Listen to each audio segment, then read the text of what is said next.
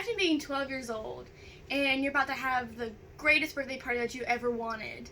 This birthday party was a Candyland themed party where there was candy, ice cream cake, and soda.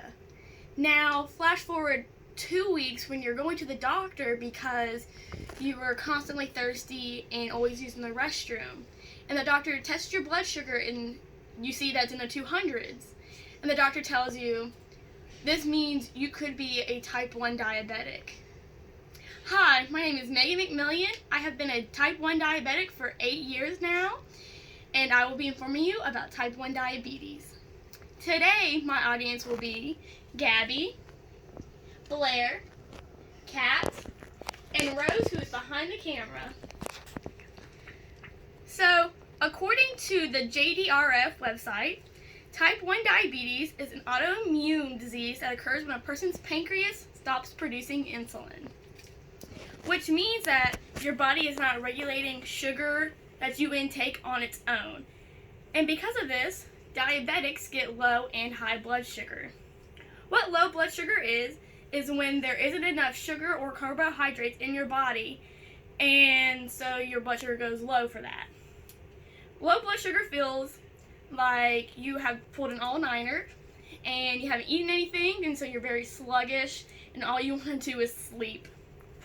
High blood sugar is when you intake too much sugar and carbohydrates and your body is not able to produce insulin to bring it down.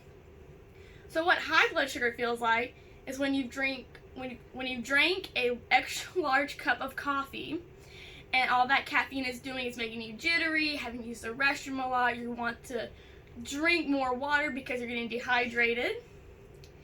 So, symptoms of low blood sugar is you have the shakes, you start feeling sleepy, you can become incoherent, and in worst case scenario, you can pass out.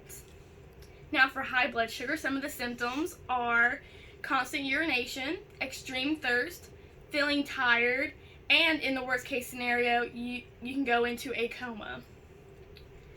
So diabetes can be maintained in different ways, and many people do. So the different ways you can maintain diabetes is by insulin shots, insulin pens, a closed loop insulin pump, a wireless insulin pump, a glucose monitor, and a continuous glucose monitor that tells you constantly what your number is without having to test. So on the website Diabetes Self-Management, it says that there's an estimated 350,000 people in the United States that use insulin pumps today, and I am one of those people. So right here in front of me I have different kinds of diabetic products that help me maintain my diabetes. So the first one I have is my diabetic meter, and this is where I physically check my blood sugar. So I would take a test strip, I'd put it in this port, I'd get a alcohol swab, rub it on my finger, use the finger pricker, prick my finger, and with a little bit of blood that I would have, I would put it in here and it would tell me my number. Another thing that I use is my insulin pump. And so I would put the artificial insulin, Novolog, into this right here with this needle, and it goes on my body with adhesive, and a little cannula goes into my body, and it gives me insulin through there. And then I have my continuous glucose monitor called the Dexcom, and just like the pump, I put on my body with adhesive, and a little needle goes in, and it sends constant 5-minute updates of what my number is. So right now, my number is at 161, which is pretty good. Even though we have constant ways to monitor our blood sugar, low blood sugar is still inevitable. And there are different ways that you can help bring your sugar back up. And to give you an outlook of what it is when I say low blood sugar, a good blood sugar number is from 80 to 180. So anywhere below 80 is considered low, anywhere considered 200 and above is considered high blood sugar.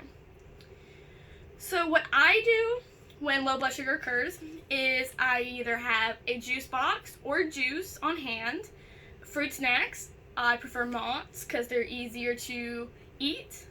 You can have glucose tablets, which are just little sugar tablets. You can have applesauce or any other snack that contains sugar, but not too much. Now, a good rule of thumb is that if you go low and you see that you eat your snack and your number goes back up to about 80, then you start eating your protein like peanut butter or fish or something like that, and it will help keep your blood sugar from spiking into the 200s and above, which is not what you want, because it also makes your body feel really worn down. So in the case of severe low blood sugar where it makes you pass out, there are some ways that will help you if you can't get to a snack right away. So the first one is called the Glucagon Emergency Kit. And what this is, it is a shot that right now is full of liquid, and there's a little vial full of powder. You take the cap off, you put the liquid in, you stir it, you bring all this back into the shot, and you put it in your thigh. And you don't worry about taking a barrier of clothes away unless it's thick clothing. And so this will help you come back from your severe low, and you make sure the diabetic is on their side so they will throw up and not choke. Another new thing that came out recently is called Baqsimi, and it is a glucagon nasal powder. So it's like nasal spray, and you take it out of its little compartment, you put it up to the diabetic's nose that's passed out, you spray it in, and you put them on their side again. And this is proved to be more effective quickly because it goes through your nasal passages, which is highly more effective than going through your bloodstream. And so me being a diabetic personally, I can tell you that it has been a very rough journey, but I'm still learning, and with all my friends and family with me by my side, I have learned that even though I'm going through this crazy journey, I'm not alone.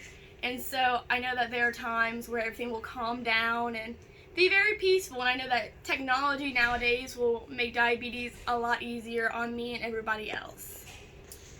Thank you again to my audience, Gabby, Blair, Kat, and Rose behind the camera.